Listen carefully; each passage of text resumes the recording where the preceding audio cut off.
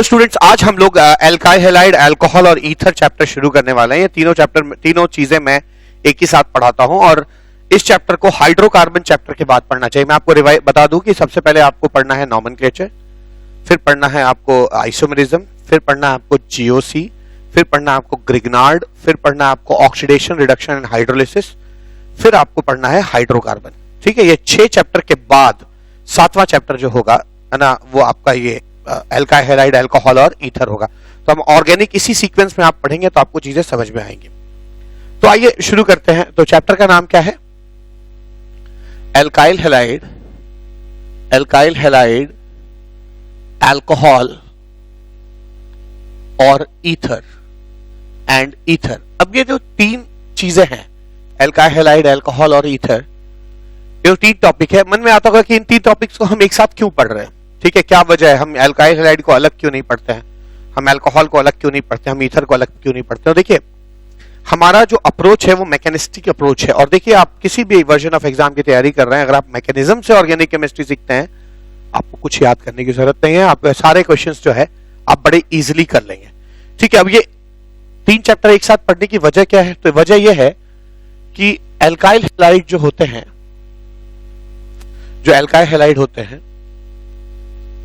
वो 2 मैकेनिज्म से रिएक्शन देते हैं। पहला है न्यूक्लियोफिलिक सब्स्टिट्यूशन और दूसरा है एलिमिनेशन। ठीक है, अल्कोहल भी 2 मैकेनिज्म से रिएक्शन देते हैं। अल्कोहल का भी 2 मैकेनिज्म होता है। अल्कोहल 2 मैकेनिज्म से रिएक्ट करते हैं। पहला मैकेनिज्म होगा न्यूक्लियोफिलिक सब्स्टिट्यूशन और दूसरा मैकेनिज्म होगा एलिमिनेशन। ठीक है, और फिर तीसरी चीज हो गई ईथर जो है वो एलिमिनेशन नहीं देते हैं, ईथर सिर्फ न्यूक्लियोफिलिक सब्स्टिट्यूशन देते हैं। तो जब आप न्यूक्लियोफिलिक सब्स्टिट्यूशन सीखेंगे ना, तो आप ये और ये तीनों चीजें एक साथ समझ जाएंगे। तो मैं आपको शुरू में न्यूक्लियोफिलिक सब्स्टिट्यूशन ही सिखाऊंगा, ठीक है, और आपको तीनों चीजें समझ में आ जाएंगी। तो इसलिए 3 चीजें एक साथ पढ़ते हैं क्योंकि ये तीनों कंपाउंड्स जो है वो सेम मैकेनिज्म से रिएक्शन देते हैं, न्यूक्लियोफिलिक सब्स्टिट्यूशन। और जब आप एलिमिनेशन सीखेंगे तो आप एल्काइल हैलाइड का एलिमिनेशन और अल्कोहल का एलिमिनेशन दोनों एक साथ सीख जाएंगे। तो सबसे पहले हम क्या करेंगे, मैं आपको जनरली एक सब्स्टिट्यूशन रिएक्शंस बताऊंगा। और आप मान के चलिए कि इस चैप्टर में हमारे पास 5 टॉपिक है। सीक्वेंस क्या होगा?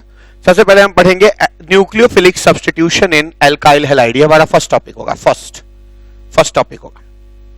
सेकंड टॉपिक होगा न्यूक्लियोफिलिक सब्स्टिट्यूशन इन अल्कोहल, ये हमारा सेकंड टॉपिक होगा। फिर पढ़ेंगे न्यूक्लियोफिलिक सब्स्टिट्यूशन इन ईथर, ये हमारा थर्ड टॉपिक होगा। ठीक है, फिर हम पढ़ेंगे एलिमिनेशन इन एल्काइल हैलाइड, ये हमारा फोर्थ टॉपिक होगा।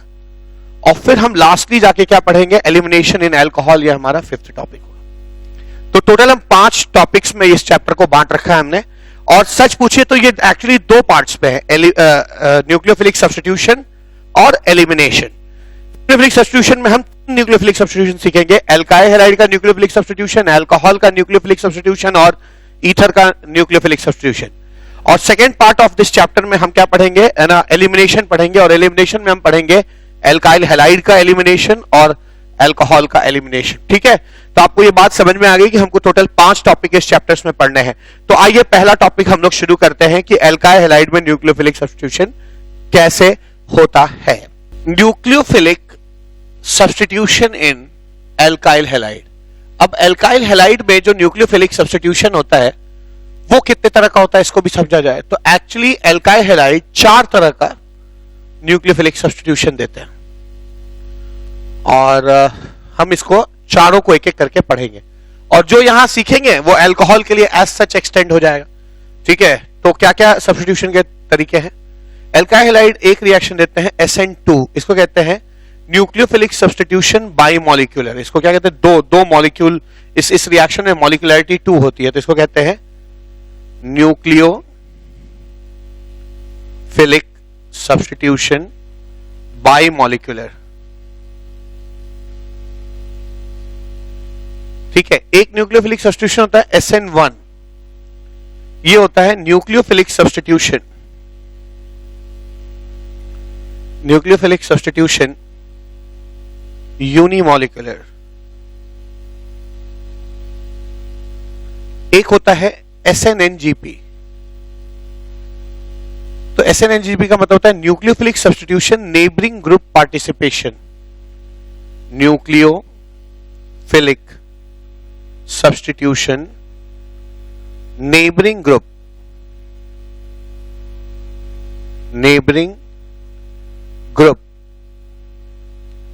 Participation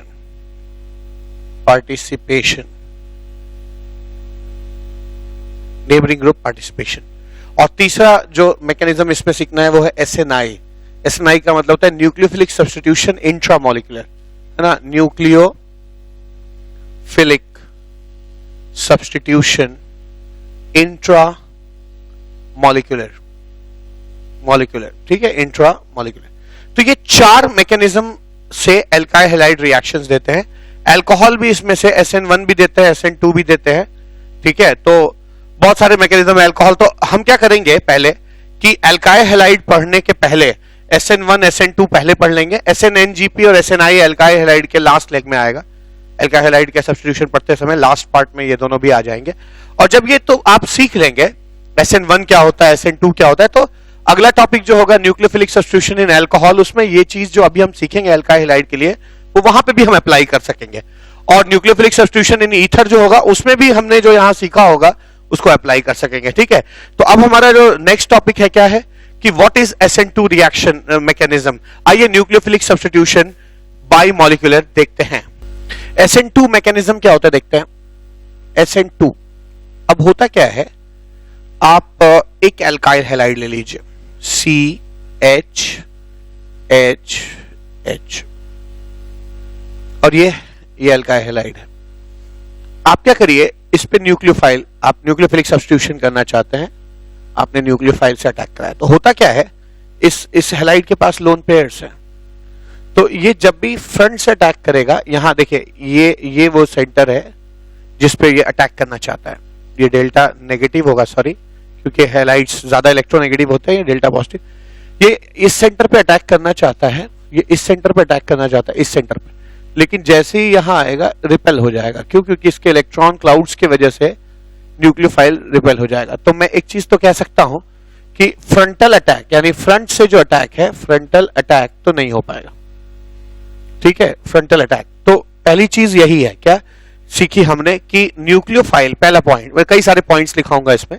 first point, frontal attack इसलिए नहीं हो पाता क्योंकि लीविंग ग्रुप, इसको एल्काइल हैलाइड है, कल को ये कोई और भी अल्कोहल का OH भी हो सकता है, ईथर का OR भी हो सकता है, तो इसको जनरल वर्ड इसके लिए होता है लीविंग ग्रुप। तो लीविंग ग्रुप के स्टेरिक हिंड्रेंस के वजह से न्यूक्लियोफाइल फ्रंट से अटैक नहीं कर पाता। तो क्या लिख सकते हैं, frontal attack is not possible, frontal attack is not possible in SN2 SN mechanism due to steric hindrance of leaving group, due to steric hindrance of leaving group, यहां पे लीविंग ग्रुप X है, ठीक है। Leaving group के steric hindrance की वजह से ये लीव नहीं कर पाता, फ्रंटल अटैक नहीं होता है। तो अब इसका सॉल्यूशन क्या होता है, बैक अटैक होता है, ठीक है। जैसे बैक अटैक होगा, यहां पे इस डेल्टा पॉजिटिव सेंटर पे न्यूक्लियोफाइल बैक अटैक करेगा, इसको बैक अटैक कहते हैं, बैक अटैक, ठीक है। तो यहां पे लिख सकते हैं hence back attack takes place. तो इसमें बैक अटैक होता है, एक बात, ठीक है। अच्छा, जैसे ही बैक अटैक होगा क्या, ये न्यूक्लियोफाइल धीरे धीरे इसको अप्रोच करेगा, ठीक है। अब होता क्या है कि यहां पर अगर मैं आपको बताऊं तो एक्चुअली ये टेट्राहेड्रल है ना, तो ये टेट्राहेड्रल क्यों है, ये ऐसा इस टेट्राहेड्रल इसलिए है क्योंकि टेट्राहेड्रल में कुछ ऐसा हो जाएगा, ये ऐसा टेट्राहेड्रल है, ठीक है, ऐसा टेट्राहेड्रल है। लेकिन ये टेट्राहेड्रल, अगर आप इसको हटा देंगे तो फिर तीन बॉन्ड्स जो है वो स्क्वायर प्लेनर हो जाते हैं, ऐसे स्क्वायर प्लेनर हो जाएंगे। इसके आने के वजह से ही, ठीक है, इनके आने के वजह से ही ये टेट्राहेड्रल फॉर्मेशन होता है, क्योंकि इसका रिपल्शन तीनों इस बॉन्ड पेयर का इसके साथ और इसके साथ रिपल्शन होता है, तो ये टेट्राहेड्रल फॉर्मेशन होता है इसमें। ठीक है, टेट्राहेड्रल फॉर्मेशन होता है, इस तरह का टेट्राहेड्रल फॉर्म करता है। अब जब न्यूक्लियोफाइल इसको धीरे धीरे अप्रोच करेगा तो इसके रिपल्शन से ये तीनों फिर से रिपल्शन महसूस करेंगे और ये तीनों अब बीच में आ जाएंगे और कुछ ऐसा ट्रांजिशन स्टेट बनता है। ठीक है, इसको आप ट्राइगोनल बाइपिरामिडल कहेंगे, इसलिए क्योंकि अब पहले ये नहीं होता है तो इससे ये दूरी कम होने की वजह से ये थोड़े से ऐसे बेंड कर जाते हैं, और टेट्राहेड्रल फॉर्म करते हैं।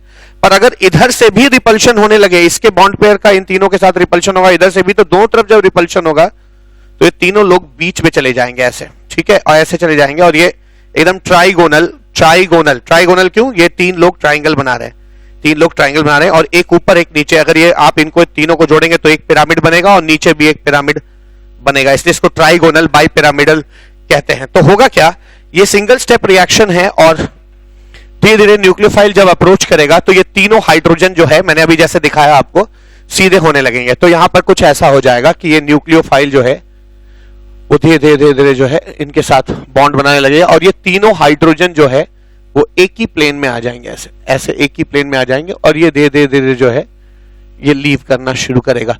तो कहने वाले कहते हैं कि ये बॉन्ड धीरे धीरे वीक होने लगता है और ये बॉन्ड धीरे धीरे स्ट्रांग होने लगता है, और ये जो चीज बन रही है इसको हम लोग ट्रांजिशन स्टेट कहते हैं,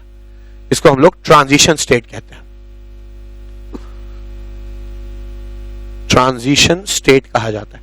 तो याद रखिए ट्रांजिशन स्टेट जो है वो एक क्षण भर के लिए बनता है और इसमें बहुत रिपल्शन है, क्योंकि न्यूक्लियोफाइल भी है, लीविंग ग्रुप भी है, इसके इलेक्ट्रॉन क्लाउड इसके इलेक्ट्रॉन क्लाउड इसके इलेक्ट्रॉन क्लाउड इसके इलेक्ट्रॉन क्लाउड के साथ, और इसके बॉन्ड पेयर के इलेक्ट्रॉन इसके और इसके बॉन्ड पेयर के साथ रिपल्शन करें तो बहुत हाईली रिपल्शन वाला स्ट्रक्चर है ये, खूब रिपल्शन है इसमें, और रिपल्शन के जहां भी होता है वहां एनर्जी बढ़ जाती है, तो ये हाई एनर्जी स्टेट है। तो होता क्या है, जब बैक अटैक होता है तो ये फर्स्ट स्टेप कहूंगा मैं, फर्स्ट स्टेप में ये सिंगल स्टेप ही है, ये न्यूक्लियोफाइल आया, एक्चुअली ऐसे होता है, ये न्यूक्लियोफाइल आया और ये चला गया, एक साथ होता है दोनों, इसका आना और इसका जाना, ये आया ये गया एक साथ हो जाता है, और फिर अल्टीमेटली क्या होगा ऐसा, इसमें ये लीव कर जाएगा और न्यूक्लियोफाइल का बॉन्ड जो वीक लिखा है वो बॉन्ड टूट जाएगा, जो स्ट्रांग लिखा है वो बॉन्ड बन जाएगा और कुछ ऐसा हो जाएगा।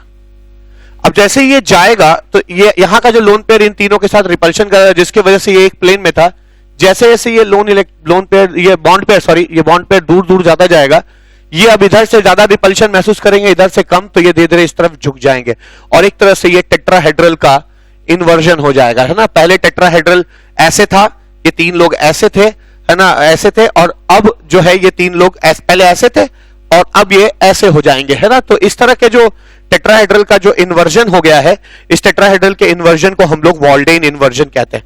तो यहां मैंने बहुत सारी बातें बताई। पहली चीज ये है कि ये एक सिंगल स्टेप रिएक्शन है, ये एक स्टेप में हो गया, ये आया और वो गया, ठीक है, ये लिविंग ग्रुप जो है यहां पे चला गया, इट लीव्स, एक स्टेप में रिएक्शन हुआ। तो ये बात मैं लिख लेता हूं यहां पे। सेकेंड पॉइंट क्या है कि SN2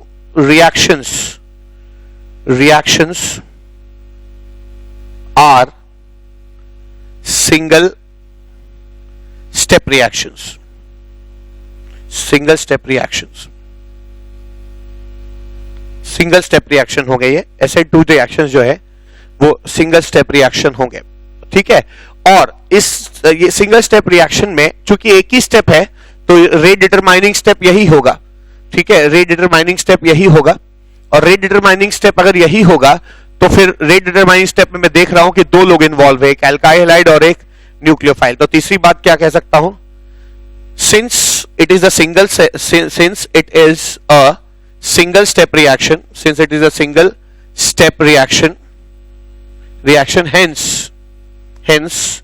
it will be rate determining step, and therefore आप रेट इसी स्टेप से निकाल सकते हो। क्या लिख सकते हैं, rate is equal to K into alkyl halide into nucleophile, ठीक है। रेट डिटरमाइनिंग स्टेप में दो लोग इन्वॉल्व हैं, एक न्यूक्लियोफाइल इन्वॉल्व है और दूसरा एल्काइल हैलाइड इन्वॉल्व है। आप यहां पे देख सकते हैं ये जो रेट का आपने एक्सप्रेशन लिखा है, इससे आप दो बातें बता सकते हैं। क्या, पहली चीज इसका ऑर्डर जो है वो 2 है, ठीक है, तो आप ये एक चीज और सीखने को मिली, फोर्थ पॉइंट क्या मिला सीखने को कि fourth point, the SN2 reactions are second order reaction। ठीक है, ये आपके सेकेंड ऑर्डर रिएक्शन होंगे। दूसरी चीज, पांचवी बात क्या, आप देख सकते हैं दो मॉलिक्यूल टकरा रहे हैं। यहां पे मैंने केमिकल काइनेटिक्स में मॉलिक्यूलरिटी डिफाइन किया है, आप जाके उसके लास्ट के 2-3 लेक्चर में देख सकते हैं, मैंने मॉलिक्यूलरिटी के बारे में बताया है। मॉलिक्यूलरिटी होती है कि रेट डिटरमाइनिंग, किसी भी रिएक्शन की जो मॉलिक्यूलरिटी होती है वो होती है कितने मिनिमम लोग टकराएं ताकि प्रोडक्ट बन जाए। और यहां पे आप देख सकते हैं एल्काइल हैलाइड को न्यूक्लियोफाइल से कोलाइड करना पड़ेगा, टकराना पड़ेगा ताकि प्रोडक्ट बन जाए। तो चूंकि दो लोग टकरा रहे हैं इसलिए मैं कह सकता हूं कि इस रिएक्शन की मॉलिक्यूलरिटी 2 है, और यही वजह है कि इसे हम बाई मॉलिक्यूलर रिएक्शन कहते हैं। तो इसे बाई मॉलिक्यूलर रिएक्शन कहने के पीछे वजह भी यही है क्योंकि इसकी मॉलिक्यूलरिटी जो है by molecular, nucleophilic substitution by molecular कहते हैं, और इसलिए कहते हैं क्योंकि इसमें इसकी मॉलिक्यूलरिटी 2 है। ठीक है, तो मैं लिख सकता हूं कि the SN2 reactions have molecularity equal to 2, have a molecularity equal to 2। ठीक है, इनकी मॉलिक्यूलरिटी जो है वो 2 होती है। ठीक है, तीसरी चीज क्या जो मैंने देखी यहां पे, इनका जो ट्रांजिशन स्टेट बनता है, ठीक है, इनका जो ट्रांजिशन स्टेट बनता है, ये ट्रांजिशन स्टेट जो है वो ट्राइगोनल बाई पिरामिडल है। मैंने अभी समझाया था, ये 3 लोग मिलकर एक ट्राइंगल बनाते हैं और ये इसके साथ जो है वो पिरामिड, और इसके साथ भी एक पिरामिड बनाता है। तो मैं कह सकता हूं कि जो इस ट्रांजिशन स्टेट है ना, उसकी वो जो है वो ट्राइगोनल बाई पिरामिडल शेप का है। ठीक है, तो आप कह सकते हैं द ट्रांजिशन स्टेट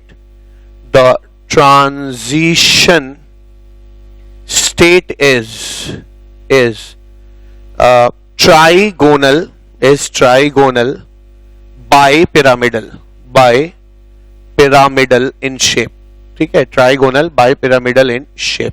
आप बल्कि इनका एनर्जी प्रोफाइल भी बना सकते हैं। ठीक है, तो ट्राइगोनल बाई पिरामिडल शेप का, और इसके एनर्जी प्रोफाइल कैसा हो जाएगा, इसका एनर्जी प्रोफाइल ऐसा होगा कि इस रिएक्शन में ऐसा रिएक्शन होता है क्या, इस रिएक्शन में ऐसा कुछ होता है क्या, RX कह रहा हूं मैं, RX प्लस न्यूक्लियोफाइल। ठीक है ना, या RX क्यों लिखना, जो लिखा है जो लिया है वही लेते हैं। यहां पे क्या हो रहा है, न्यूक्लियोफाइल को यहां पे CH3 है X के साथ, और इसको न्यूक्लियोफाइल अप्रोच कर रहा है। ठीक है, बैक अटैक कर रहा है, इसे बैक अटैक कर रहा है। बैक अटैक करते ही यहां पे जो ये बनता है CH न्यूक्लियोफाइल, और यहां पे क्या X। ठीक है, ये ट्रांजिशन स्टेट है। ठीक है, ये न्यूक्लियोफाइल और ये X, इसको आप ट्रांजिशन स्टेट कहते हैं, और यही हाई एनर्जी स्टेट है। तो आप ऐसा मत समझिए कि ये कई मल्टीपल स्टेप में हो रहा है, ऐसे देख के भ्रम पैदा हो रहा है कि यार ये तो 2 स्टेप का रिएक्शन है, एक स्टेप में न्यूक्लियोफाइल आया और दूसरे में लिविंग ग्रुप चला गया। नहीं, ये 2 स्टेप नहीं है, ये बेसिकली एक ही स्टेप है। जो आप बीच में देख रहे हैं वो एक्चुअली ट्रांजिशन स्टेट कहलाता है, और ट्रांजिशन स्टेट स्टेबल नहीं होता है, ट्रांजिशन स्टेट जो है नहीं माना जाता है। ठीक है, स्टेबल नहीं माना जाता है ट्रांजिशन स्टेट। ये ट्रांजिशन स्टेट बना है, ट्रांजिशन स्टेट हाई एनर्जी का स्टेट है। और लास्टली कुछ ऐसा हो जाएगा कि न्यूक्लियोफाइल CH और H जुड़ा है, और साथ साथ जो लीविंग ग्रुप है वो लीव कर गया है। ठीक है, तो ये इसका एनर्जी का प्रोफाइल होता है। ना, जो हाई एनर्जी स्टेट में बनता है, हाई एनर्जी स्टेट का जो कॉम्प्लेक्स होता है उसको ट्रांजिशन हम लोग स्टेट कहते हैं। ठीक है, अच्छा, अगली चीज क्या, आठवीं बात। तो बहुत सारी बातें हैं जो आपको दिमाग में रखनी है SN2 में। जैसे मैंने कहा कि SN2 रिएक्शन जो होते हैं वो फ्रंटल अटैक से नहीं बनते, क्योंकि फ्रंटल अटैक में लीविंग ग्रुप आड़े आ जाता है, बीच में आ जाता है। बैक अटैक इसलिए करते हैं ताकि किसी का चक्कर, किसी का रिपल्शन महसूस ना हो, इसलिए बैक अटैक करता है। ये सिंगल स्टेप रिएक्शन है, एक ही स्टेप है, इसलिए रेट डिटरमाइनिंग स्टेप वही होगा। और अगर मैं रेट डिटरमाइनिंग स्टेप में एल्काइल हैलाइड और न्यूक्लियोफाइल इन्वॉल्व है ना, इन्वॉल्व अगर हैं, तो मैं देख सकता हूं कि इनका ऑर्डर भी जो है वो 2 हो जाएगा, ऑर्डर 2 हो जाएगा, और इनकी मॉलिक्यूलरिटी भी 2 होगी, क्योंकि 2 लोग जो है टकरा रहे हैं प्रोडक्ट बनाने के लिए। ठीक है, इसके अलावा जो ट्रांजिशन स्टेट है वो भी ट्राइगोनल बाई पिरामिडल शेप का है। आठवीं बात क्या, आठवीं बात है कि ये रिएक्शन डिपेंड करता है कि स्टेरिक हिंड्रेंस कितना है। ठीक है, स्टेरिक हिंड्रेंस कितना है। अगर यहां पर ये मान लीजिए ये CH3 हो जाए, ये भी CH3 हो जाए, ये भी CH3 हो जाए, तो SN2 रिएक्शन नहीं हो पाएगा। क्यों? क्योंकि ये जो 3 हाइड्रोजन होंगे वो भी ऐसे निकले होंगे HHH, या ये 3 हाइड्रोजन जो है ऐसे निकले होंगे HHH, ये भी 3 हाइड्रोजन ऐसे निकले होंगे HHH। तो होगा क्या, ये जो न्यूक्लियोफाइल है ये आकर ऐसे रिपल्शन करके वापस लौट जाएगा, ठीक है, वापस लौट जाएगा। तो मैंने क्या सीखा कि न्यूक्लियोफिलिक सब्स्टिट्यूशन जो है वो बहुत हद तक जो है वो एल्काइल ग्रुप, जो ये एल्काइल ग्रुप होता है, इसके स्टेरिक हिंड्रेंस पे डिपेंड करता है। मैं इसको और डिटेल में बताऊंगा आपको। तो 8वीं बात क्या होगी, the rate of SN2 reaction, the rate of SN2 reaction depends on steric hindrance depends on steric hindrance of alkyl group, steric hindrance of alkyl group, ठीक है। alkyl group के steric hindrance पे बहुत हद तक डिपेंड करता है, यानी इनका जो रेट है वो कब ज्यादा होगा, जब alkyl ग्रुप होगा, जब मिथाइल ग्रुप होगा तो सबसे ज्यादा होगा। मिथाइल ग्रुप से स्लो रेट हो जाएगा जब 1 डिग्री हो जाएगा, उससे स्लो रेट हो जाएगा जब 2 डिग्री हो जाएगा, और उससे सबसे स्लो रेट, या आप कह सकते हैं SN2 रिएक्शन 3 डिग्री लोग देते ही नहीं है। 3 डिग्री एल्काइल ग्रुप अगर कहीं जुड़ा हुआ है, जैसे मैंने यहां पे दिखाया कि ये जो एल्काइल हैलाइड है वो 3 डिग्री है। क्यों? क्योंकि X जिस कार्बन से X जुड़ा है वो अगल बगल 3 कार्बन से जुड़ा है, ठीक है। तो अगर आपका ये जो अल्फा कार्बन है ये 3 डिग्री हो जाता है, ये आपका बीटा कार्बन 3 डिग्री हो जाता है, तो वहां पे SN2 रिएक्शन नहीं होता, ठीक है। तो मैं यहां पे कह सकता हूं कि रेट ये ऑर्डर फॉलो करता है। एल्काइल ग्रुप अगर मिथाइल है तो रेट सबसे ज्यादा होगा SN2 रिएक्शन का, ठीक है। This is rate of SN2 reaction. SN2 reaction, इस पे क्वेश्चंस आएंगे, आपको ध्यान दीजिएगा। इस सबको मैं अभी क्वेश्चंस में यूज करने की कोशिश करूंगा। तो आप ध्यान दीजिएगा कि मिथाइल जब एल्काइल ग्रुप होगा तो सबसे फास्ट रिएक्शन 1 डिग्री थोड़ा स्लो हो जाएगा, 2 डिग्री और स्लो हो जाएगा, और 3 डिग्री जो है वो बहुत स्लो हो जाएगा, ठीक है। SN2 रिएक्शन जो है वो बहुत स्लो हो जाएगा या नहीं होगा, ठीक है। तो 8 बातें बताई हैं मैंने। 9वीं बात क्या है? 9वीं बात यही है जो मैंने अभी बताई है, क्या कि अगर आपका अल्फा कार्बन 3 डिग्री हो जाए, ठीक है, अगर आपका अल्फा कार्बन 3 डिग्री हो जाए या बीटा कार्बन 3 डिग्री हो जाता है, तो आप गांठ बांध लीजिए, वहां पे SN2 रिएक्शन नहीं होगा, ठीक है। तो ये हमारी जो है 9th पॉइंट हो जाएगा। ये बात जो है 9वीं बात हमारी यही हो जाएगी जो हमको याद रखनी है। क्या? देखिए मैं बताता हूं आपको, दोनों का मैं आपको फिगर बना देता हूं। देखिए क्या, अगर है ना, तो 8 बातें बताई मैंने यहां पे, है ना। 8th पॉइंट ये था कि rate of reaction depends on steric hindrance of the alkyl group. Now 9th point क्या है? 9th पॉइंट ये है कि अगर समहाउ जो एल्काइल हैलाइड है, अच्छा ये बात सिर्फ एल्काइल हैलाइड के लिए ट्रू नहीं है, ये सबके लिए ट्रू है, ठीक है। जो लीविंग ग्रुप जिससे जुड़ा होता है उसको अल्फा कार्बन कहते हैं, वो अगर 3 डिग्री हो जाए, ऐसे जैसे ये है ना 3 डिग्री हो जाए, तो अब न्यूक्लियोफाइल के लिए इस डेल्टा पॉजिटिव को भी अप्रोच करना आसान नहीं होगा। तो होगा क्या, फ्रंटल अटैक तो होता ही नहीं था, क्योंकि फ्रंटल अटैक में तो रिपल्शन हो जाता था, और बैक अटैक भी अब थोड़ा मुश्किल होगा, क्योंकि इनके इतना ये झाड़ झंखाड़ उगा रहेगा कि न्यूक्लियोफाइल जो है बैक अटैक नहीं कर पाएगा, इस डेल्टा पॉजिटिव सेंटर पे नहीं आ पाएगा। तो याद रखिए यहां पे अल्फा कार्बन जो है वो 3 डिग्री है, ठीक है। 3 डिग्री अल्फा कार्बन है, ठीक है। 3 डिग्री अल्फा कार्बन अगर कहीं पे होता है तो वहां पर है ना SN2 रिएक्शन नहीं होगा। एक बात यही नहीं, बीटा कार्बन भी अगर 3 डिग्री हो जाएगा तब भी SN2 रिएक्शन नहीं होना चाहिए। यानी क्या, मैं कह सकता हूं कि अगर ऐसा हो जाए कि ये CX है ना, और न्यूक्लियोफाइल इसको अप्रोच करना चाह रहा है, और ये जो है ऐसे CHH और यहां पे C है, और वो C जो है वो 3 C से जुड़ा हुआ है, उसके H H H H H H H H H ऐसे है। तो यहां देख सकते हैं आप, यहां पे ये डेल्टा नेगेटिव है, ये डेल्टा पॉजिटिव है, ये अल्फा है और ये बीटा है। बीटा 3 डिग्री है, क्यों? यहां बीटा जो है वो 3 डिग्री कार्बन है यहां पे बीटा। अब होगा क्या, फिर वही बात आ जाएगी, फ्रंटल अटैक तो कभी भी संभव ही नहीं था, क्योंकि फ्रंटल अटैक में है ना लीविंग ग्रुप का रिपल्शन होता है।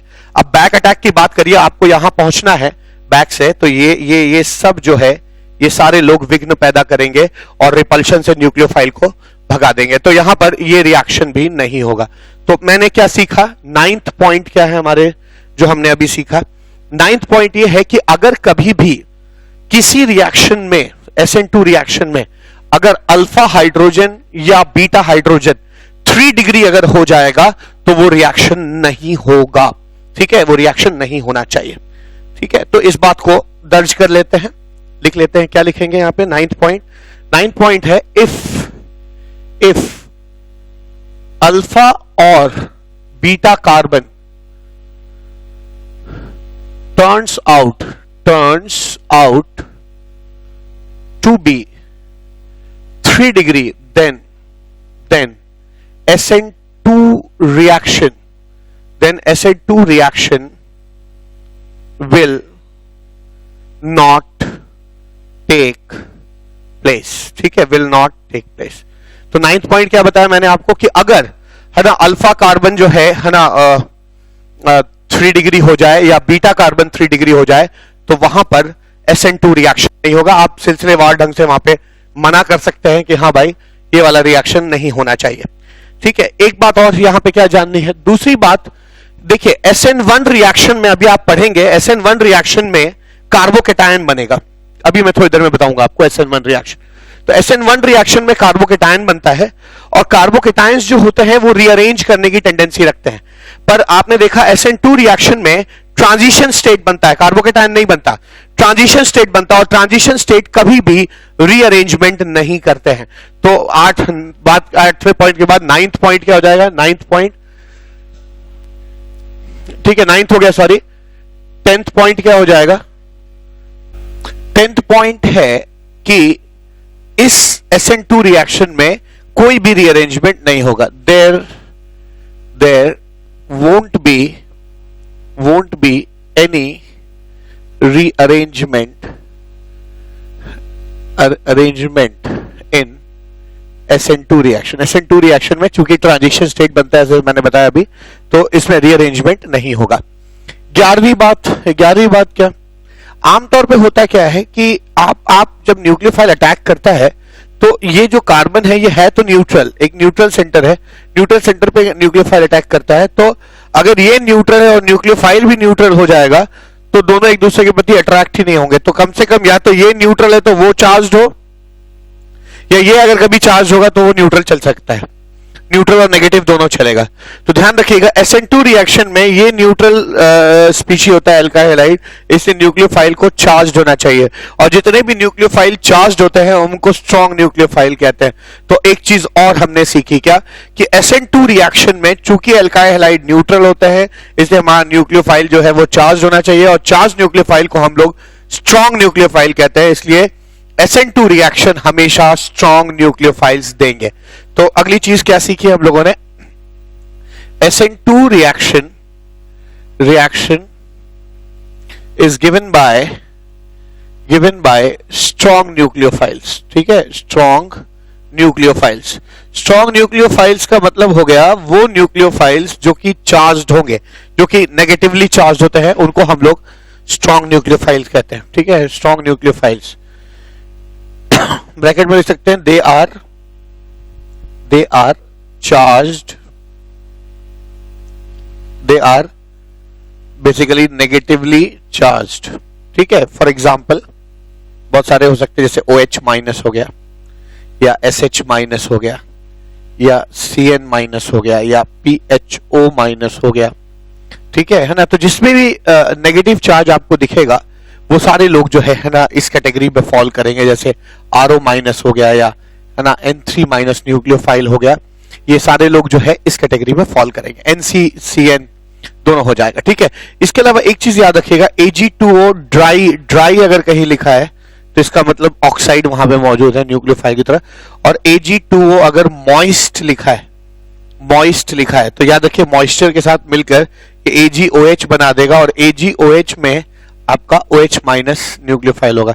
तो सेम चीज Ag2O ड्राई और Ag2O मॉइस्ट में फर्क होता है। Ag2O ड्राई जो होता है वो O2 माइनस जो है O2 माइनस न्यूक्लियोफाइल होगा, जबकि मॉइस्ट में जो है वो OH माइनस होगा, ठीक है, तो हमेशा ध्यान रखिए SN2 रिएक्शंस जो है वो हमेशा जो है ना स्ट्रॉन्ग न्यूक्लियोफाइल्स देते हैं। जो भी स्ट्रॉन्ग न्यूक्लियोफाइल उन्हें कहेंगे जो चार्ज्ड स्पीशीज हुआ करेंगे, है ना। इसमें एसीटेट आयन भी ले सकते हैं, आप ले सकते हैं।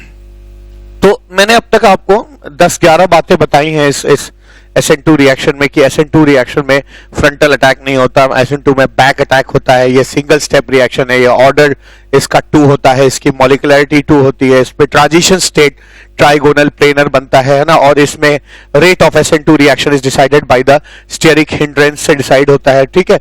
और मैंने ये भी बताया कि इसमें कोई रीअरेंजमेंट नहीं होता, अल्फा और बीटा कार्बन अगर 3 डिग्री हो तो वहां पे SN2 नहीं होता। बहुत सारी बातें बताई हैं मैंने, लगभग आपको, है ना, यहाँ पे 11 बातें बताई हैं। अभी भी 2 बातें और रह जाती हैं क्या, तो आइए पॉइंट नंबर 12 देखते हैं।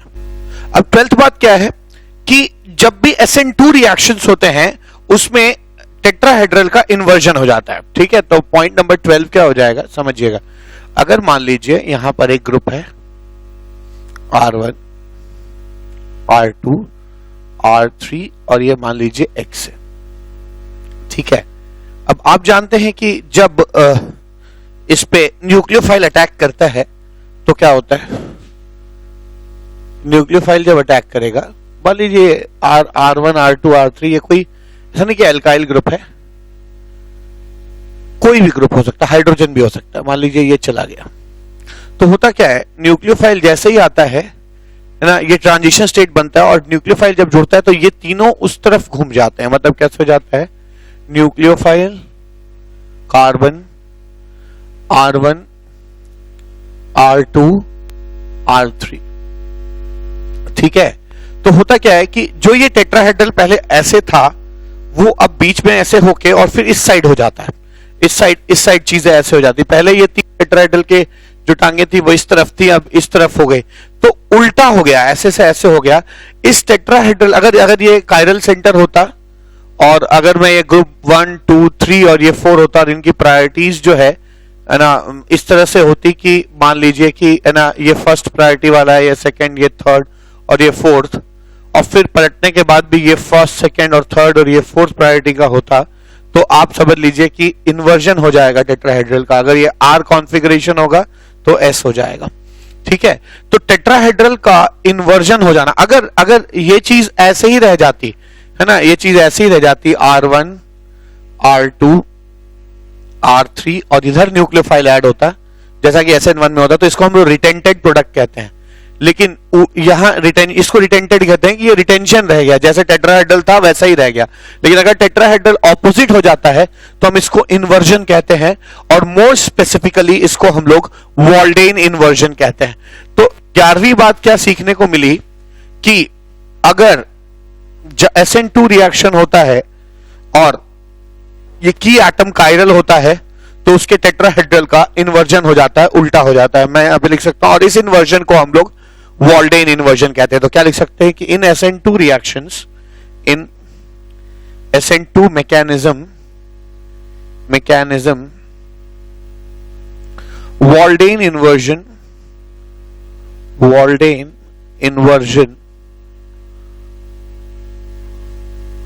occurs, ठीक है। तो वॉल्डेन इन्वर्जन होता है तो टेट्राहेड्रल का इन्वर्जन हो जाता है। अभी आप SN1 जब पढ़ेंगे तो उसे पता चलेगा कि दोनों प्रोडक्ट बनते हैं, इन्वर्टेड भी बनते हैं और रिटेंटेड भी बनते हैं। मतलब वो प्रोडक्ट भी बनते हैं जिसमें टेट्राहेड्रल उल्टा हो जाता है और वो भी प्रोडक्ट बनते हैं जिसमें टेट्राहेड्रल जो है वो रिटेन रहता है, ठीक है। तो ये पॉइंट नंबर 12 हुआ। लास्ट बात क्या बतानी है मुझे, लास्ट बात ये बतानी है कि जनरली SN2 रिएक्शंस जो होते हैं वो पोलर एप्रोटिक सॉल्वेंट में होते हैं, ठीक है ना। क्या मतलब होता है और ऐसा क्यों होता है इसको भी समझिए। मान लीजिए ये CH3X है और एक न्यूक्लियोफाइल है, हमने लिया है यहाँ पे न्यूक्लियोफाइल लिया, तो बल्कि एक रियल न्यूक्लियोफाइल ले लीजिए, मान लीजिए NaOH लिया आपने, ठीक है, NaOH लिया आपने, NaOH। अब याद रखिए कि और ये एसीटोन में लिया, तो एसीटोन एक पोलर एप्रोटिक सॉल्वेंट है। तो याद रखिए पोलर एप्रोटिक सॉल्वेंट जो होता है, पोलर एप्रोटिक सॉल्वेंट के बारे में मैंने बहुत डिटेल में जनरल ऑर्गेनिक केमिस्ट्री चैप्टर में बातचीत की है ना। मे बी लेक्चर नंबर 20 या 21 में मैंने है ना इसके बारे में बहुत डिटेल बातचीत की है, तो वहां आप जाकर इसको देख सकते हैं कि पोलर एपोटिक सॉल्वेंट क्या होता है अगर आप नहीं समझते हैं तो। अब जनरली SN2 रिएक्शन को पोलर एपोटिक सॉल्वेंट और कैटालाइज कर देते हैं और फास्ट करा देते हैं। तो जनरली ऐसा नहीं कर रहा हूं कि हमेशा होगा, लेकिन जनरली SN2 रिएक्शंस जो है वो पोलर एपोटिक सॉल्वेंट में बड़ी आसानी से हो जाते हैं। इसकी एक वजह है, क्या वजह है? अब वजह यह है कि जैसे एसीटोन ही हुआ, तो एसीटोन जो पोलर एपोटिक सॉल्वेंट होते हैं उनकी खास बात क्या होती है, ये भी मैंने जनरल ऑर्गेनिक केमिस्ट्री में बताया कि इनका डेल्टा नेगेटिव जो है वो एक्सपोज्ड होता है, ढका नहीं होता, जबकि इनका डेल्टा पॉजिटिव जो होता है वो एक्सपोज्ड नहीं, हिडन होता है, दो बल्कि ग्रुप के बीच में छिपा होता है। तो जनरली छिपा हुआ जो चार्ज है वो किसी के लिए अवेलेबल नहीं होता, पर ये जो डेल्टा नेगेटिव है जो कि एक्सपोज्ड चार्ज है वो चार्ज हमेशा अवेलेबल रहता है। ऑक्सीजन पे जो है डेल्टा नेगेटिव चार्ज होता है वो हमेशा एक्सपोज्ड रहता है, अवेलेबल रहता है। तो होगा क्या, जैसे ही आप NaOH को एसीटोन में डालेंगे होगा ये कि Na+ जो है वो सॉल्वेट हो जाएगा। क्यों सॉल्वेट हो जाएगा? क्योंकि ये जो डेल्टा नेगेटिव एक्सपोज्ड है ये इसकी तरफ अट्रैक्ट होने लगेगा, ऐसे OCH3CH3 मैं ऐसे शॉर्ट में बना दे रहा हूं बॉन्ड नाइट नोटेशन में, ऐसे CH3CH3 ऐसे सॉल्वेट हो जाएगा। और इसके सॉल्वेट होते ही ऐसे सॉल्वेट हो जाएगा,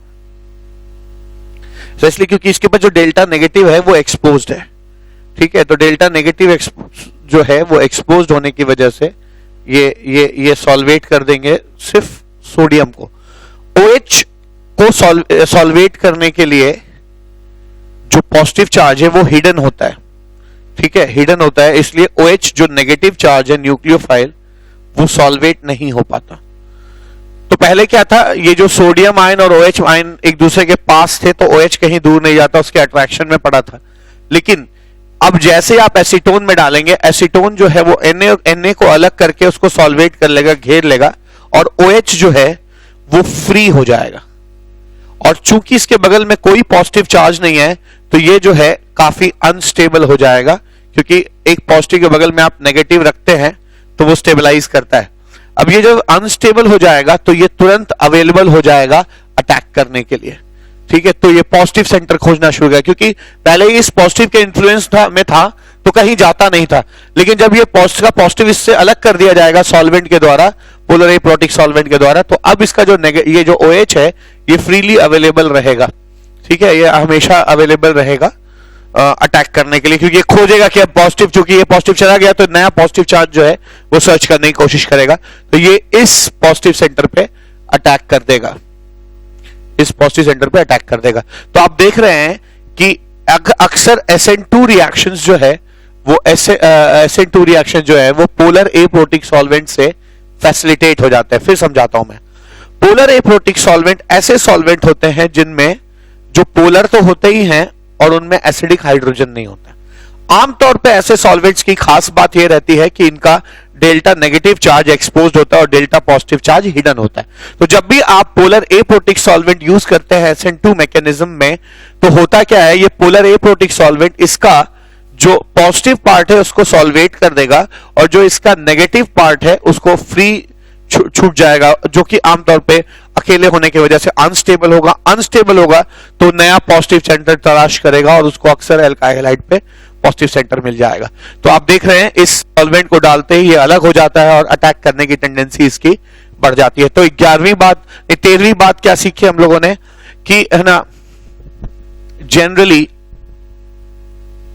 generally SN2 reactions are facilitated, मैं नहीं कहता कैटालाइज होते हैं, है ना, are facilitated by polar aprotic solvent, ठीक है, पोलर एपोटिक सॉल्वेंट से फैसिलिटेट हो जाते हैं, ठीक है। तो ये मैंने लगभग 13 बातें आपको है ना SN2 मैकेनिज्म में बताई। मैंने बताया कि फ्रंटल अटैक नहीं होगा, बैक अटैक होगा, सिंगल स्टेप रिएक्शन है, मॉलिक्यूलरिटी 2 है, ऑर्डर 2 है, ट्राइगोनल प्लेनर ट्रांजिशन स्टेट होगा, स्टेरिक हिंड्रेंस के आधार पर रेट तय किया जाएगा, ठीक है, वॉल्डेन इन्वर्जन होता है, इसमें कोई रीअरेंजमेंट नहीं पाया जाता, सिर्फ स्ट्रॉन्ग न्यूक्लियोफाइल ये रिएक्शन देते हैं। और ये भी बताया कि पोलर एपोटिक सॉल्वेंट से ये रिएक्शन जो है फैसिलिटेट हो जाता है। तो ये सारी बातें दिमाग में बिठा के रखनी है जब भी आप SN2 मैकेनिज्म से रिएक्शन करेंगे। ठीक है, मैं बहुत सारे क्वेश्चंस अभी कराऊंगा जिससे आपको और क्लैरिटी आएगी कि SN2 रिएक्शन क्या होता है। ठीक है, पर ये 12-13 बातें जो मैंने आपको बताई हमेशा आपके दिमाग में रहनी चाहिए। अब एल्काइल हैलाइड का ये एक रिएक्शन मैकेनिज्म तो हम लोगों ने सीख लिया जिसको हम लोग SN2 की मैकेनिज्म कहते हैं। आइए अब सीखते हैं SN1 मैकेनिज्म किसे कहते हैं। SN1 reaction. अब SN1 मैकेनिज्म क्या है ये भी समझा जाए। SN2 तो हम लोगों ने समझ लिया। अब मान लीजिए आपके पास एल्काइल हैलाइड है जिसमें स्टेरिक हिंड्रेंस है, जैसे ये है ना 3 डिग्री, इसका अल्फा कार्बन मान लीजिए 3 डिग्री है। ठीक है, ये एल्काइल हैलाइड है, इसका अल्फा कार्बन 3 डिग्री है। अब इसमें क्या होगा, तो आप जानते हैं कि फ्रंटल अटैक तो होगा नहीं। क्यों? क्योंकि फ्रंटल अटैक में हमेशा ये जो इसका इलेक्ट्रॉन क्लाउड है इससे चीजें रिपेल कर जाती है।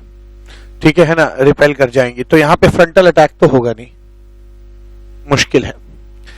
बैक अटैक भी नहीं हो पाएगा क्योंकि है ना, बैक अटैक भी नहीं हो पाएगा क्योंकि 3 डिग्री कार्बन अगर हो अल्फा तो बैक अटैक भी नहीं हो सकता। तो इसमें फ्रंटल अटैक भी नहीं होगा, फ्रंटल अटैक भी नहीं होगा और बैक अटैक भी नहीं होगा, बैक अटैक भी नहीं होगा। तो क्या होगा, ये भी नहीं होगा। तो होता क्या है इसका, इसमें होता ये है कि आप अक्सर ये पोलर प्रोटिक सॉल्वेंट में ये होता है ना, वाटर हो गया या अल्कोहल हो गया या HF हो गया, पोलर प्रोटिक सॉल्वेंट में ये रिएक्शन होता है। अब मान लीजिए अगर आपने वाटर में किया है तो वाटर क्या करेगा, वाटर जो है वाटर पोलर होता है तो इसका डेल्टा नेगेटिव और डेल्टा पॉजिटिव धीरे धीरे इसको अट्रैक्ट करने लगेगा। ठीक है ना, फिर एक और वाटर मॉलिक्यूल आएगा वो भी इसके डेल्टा पॉजिटिव हाइड्रोजन का इसको अट्रैक्ट करने लगेगा।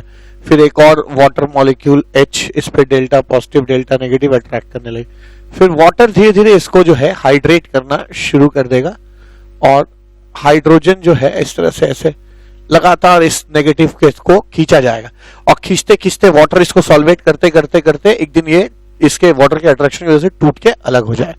अलग होते ही क्या मिलेगा, ये X माइनस अलग हो जाएगा, एक्वस, X माइनस एक्वस हो जाएगा और ये इसके X के चले जाने से यहां जो प्लस आएगा ये कार्बोकेटायन बन जाएगा। ठीक है, कार्बोकेटायन आपको पता है प्लेनर होते हैं।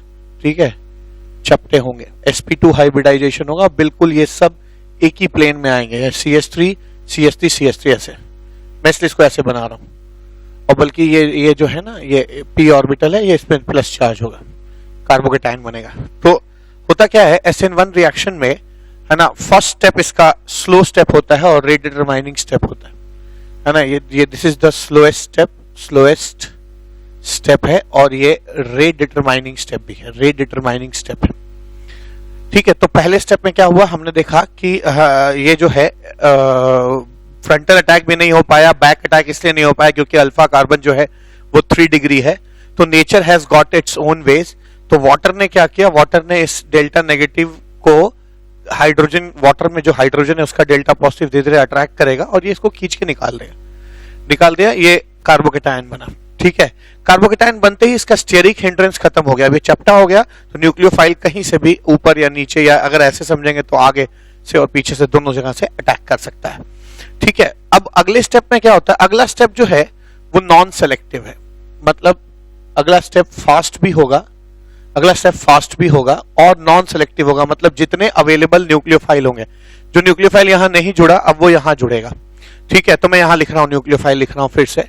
अभी जो न्यूक्लियोफाइल है इसमें स्टेरिक हिंड्रेंस है नहीं, तो ये फ्रंट से भी अटैक कर सकता है, मैं इसको फर्स्ट केस कह रहा हूं और उसके बारे में यहां लिखूंगा। और ये बैक अटैक भी कर सकता है, इसको मैं सेकंड केस कह रहा हूं, यहां लिखूंगा। ठीक है, तो अगर ये फ्रंट से अटैक करेगा तो न्यूक्लियोफाइल यहां जुड़ेगा और ये तीनों CH3 फिर से टेट्राहेड्रल पीछे की तरफ हो जाएगा, यानी कुछ ऐसा हो जाएगा, CH3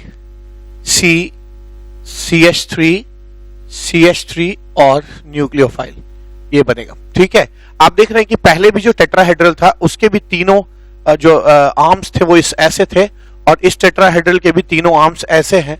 इसलिए हम कह सकते हैं कि ये कैसा प्रोडक्ट है, ये रिटेंटेड प्रोडक्ट है। रिटेंटेड, जैसा टेट्राहेड्रल पहले था रिटेंटेड प्रोडक्ट है, जैसा टेट्राहेड्रल पहले था वैसा ही अभी भी है।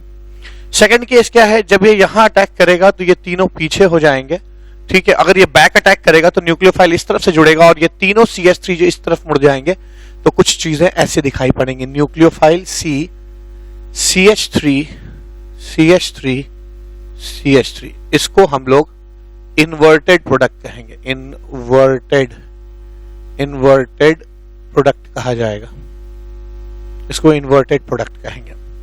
ठीक है, क्योंकि इसमें जैसा शुरू में हम टेट्राहेड्रल लेके चले थे जिसके तीनों आर्म्स ऐसे थे, अब ये तीनों आर्म्स ऐसे हो गए हैं, तो पहले ऐसे थे अब ऐसे हो गए हैं, तो यहां पर टेट्राहेड्रल का इन्वर्जन हो गया, तो इसको इन्वर्टेड प्रोडक्ट कहेंगे। चूंकि ये एकदम प्लेनर है तो कोई भी फ्रंटल अटैक और बैक अटैक दोनों के होने की प्रोबेबिलिटी बराबर होगी, इसलिए 50% ये प्रोडक्ट बनेगा, ठीक है, और 50% जो है ये प्रोडक्ट बनेगा। ठीक है, 50% ये प्रोडक्ट बनेगा। तो हम यहाँ पे अब मैं कुछ बातें जो इंपॉर्टेंट है वो हम लोग लिखते चले। पहली चीज क्या है, मैं कह सकता हूं कि SN1 रिएक्शन एक मल्टी स्टेप रिएक्शन है। ठीक है, मल्टी स्टेप क्यों है, क्योंकि पहले स्टेप में वाटर जो है लीविंग ग्रुप को निकाल देता है और दूसरे स्टेप में न्यूक्लियोफाइल आकर जुड़ता है। ठीक है, तो फर्स्ट पॉइंट क्या लिख सकता हूं कि SN1 reaction is a multi-step reaction, is a multi-step reaction। ठीक है, ये multi-step reaction है, एक बात। दूसरी बात, ठीक है, दूसरी बात, फर्स्ट स्टेप इसका स्लोएस्ट स्टेप है और रेट डिटरमाइनिंग स्टेप है। तो मैं लिख सकता हूं कि first step is slowest step and rate determining step and RDS। ठीक है, रेट डिटरमाइनिंग स्टेप है। तो लगभग 7-8 पॉइंट्स इसमें मुझे बताने हैं आपको, 2 मैंने आपको बताया। तीसरी चीज क्या, इसमें RI बनता है, रिएक्शन इंटरमीडिएट है, ये एक रिएक्शन इंटरमीडिएट है, दिस इज रिएक्शन इंटरमीडिएट, ये एक रिएक्शन इंटरमीडिएट है। और रिएक्शन इंटरमीडिएट जो यहां पे है वो आपका कार्बोकेटायन है। ठीक है, वो आपका कार्बोकेटायन होगा। ठीक है, तो मैं यहां पे कह सकता हूं तीसरी चीज क्या, तीसरी चीज है the reaction intermediate in SN1 reaction intermediate in SN1 reaction को मैं RXN लिखता हूं शॉर्ट में, रिएक्शन इज कार्बोकेटायन। ठीक है, कार्बोकेटायन, तो इसमें कार्बोकेटायन जो है वो रिएक्शन इंटरमीडिएट होगा। चौथी बात क्या, चौथी चीज है ना, रिएक्शन इंटरमीडिएट जो SN1 रिएक्शन का है वो कार्बोकेटायन है। चौथी चीज है कि जो कार्बोकेटायन है it is prone to rearrangement, rearrange कर सकता है। ठीक है, तो याद रखिएगा अगर रीअरेंजमेंट संभव है तो कार्बोकेटायन का रीअरेंजमेंट होगा। यानी मैं कह सकता हूं क्या कि है ना, the reaction intermediate that is carbocation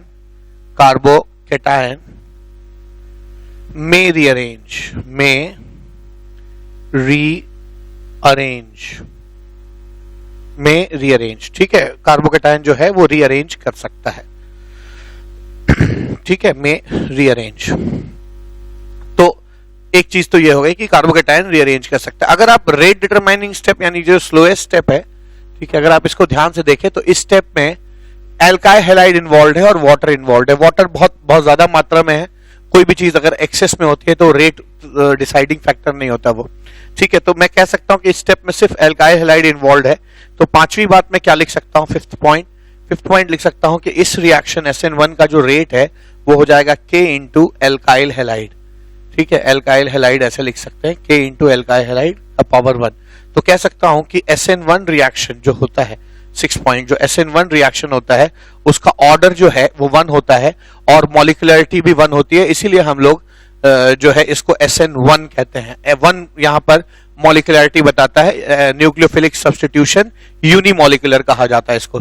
ठीक है, इसको न्यूक्लियोफिलिक सब्स्टिट्यूशन, SN1 का मतलब होता है न्यूक्लियोफिलिक सब्स्टिट्यूशन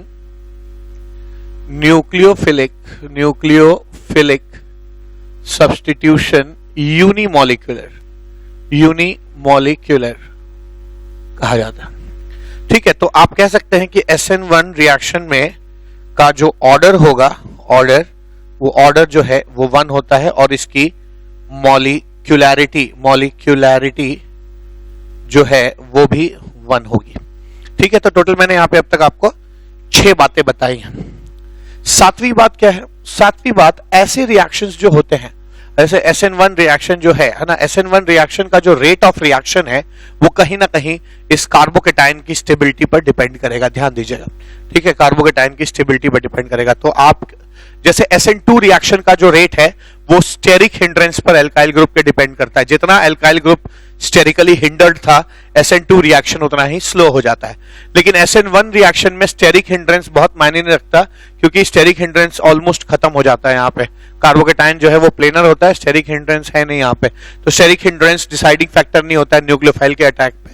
और क्या डिसाइडिंग होता है कि ये RI कितना स्टेबल है। तो दूसरी 7वीं चीज क्या लिख सकते हैं कि stability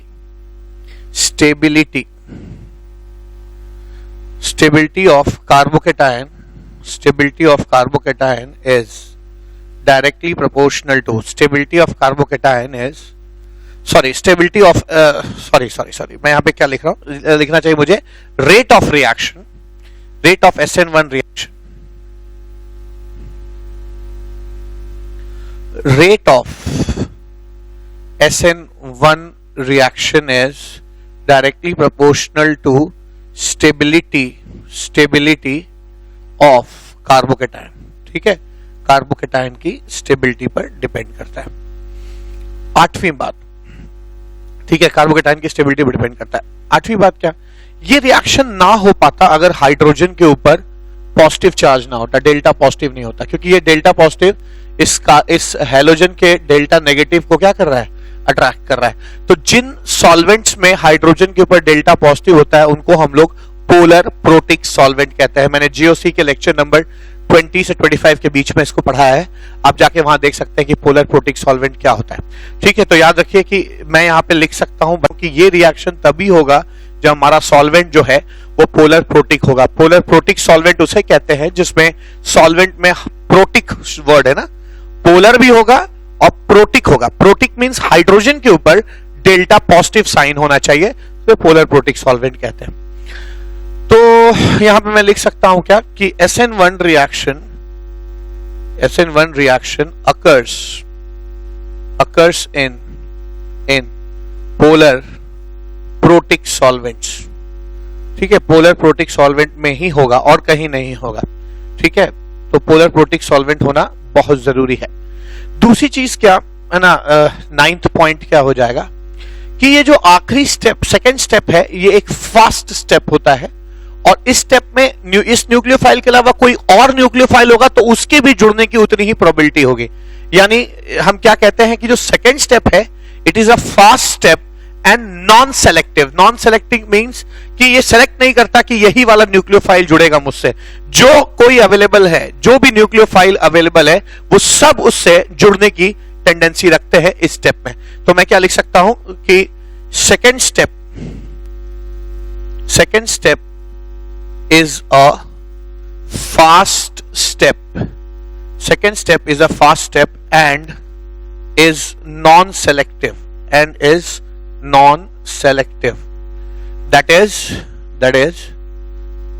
That is all available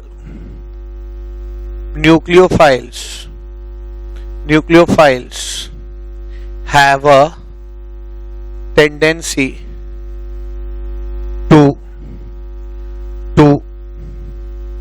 combine in this step, combine with carbocation in this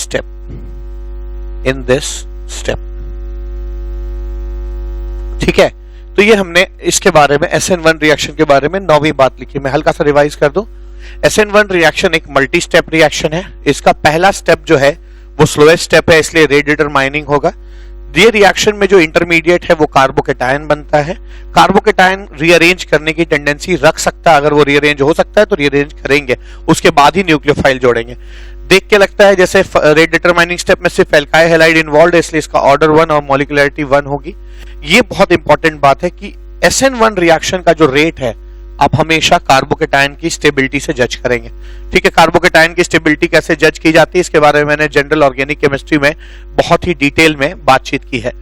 SN1 reactions polar protic solvent में होते हैं और इनका सेकेंड स्टेप फास्ट भी होता है और नॉन सेलेक्टिव होता है, मतलब इस स्टेप में जितने अवेलेबल लोग होंगे वो सब जुड़ जाने की टेंडेंसी रखेंगे। ठीक है, 10th बात, 10वीं बात क्या हो जाएगी?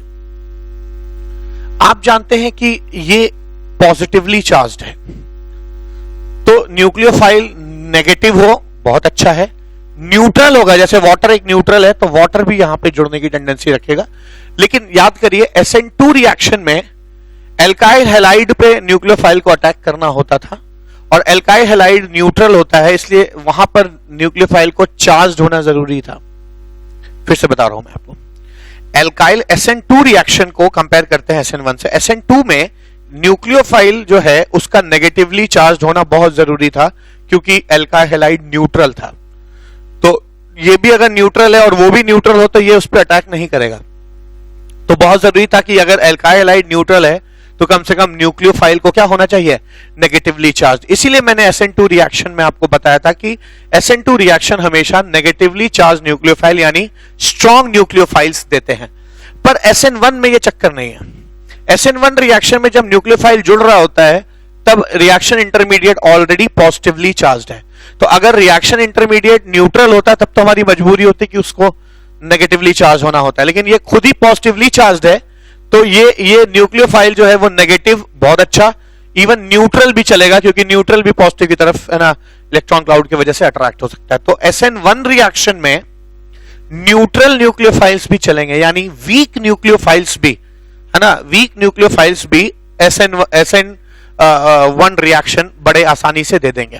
ठीक है, जबकि SN2 रिएक्शन के लिए न्यूक्लियोफाइल को क्या होना चाहिए? नेगेटिवली चार्ज्ड होना चाहिए। तो इस बात को लिख लेते हैं क्या कि SN1 रिएक्शन आप लिख सकते हैं SN1 reaction can be given by weak nucleophiles, weak nucleophiles also। Weak nucleophiles का मतलब हो गया न्यूट्रल, जो न्यूक्लियोफाइल आपके न्यूट्रल होते हैं वो भी आपको है ना ये रिएक्शंस देंगे। ठीक है, अच्छा, और अगली बात क्या?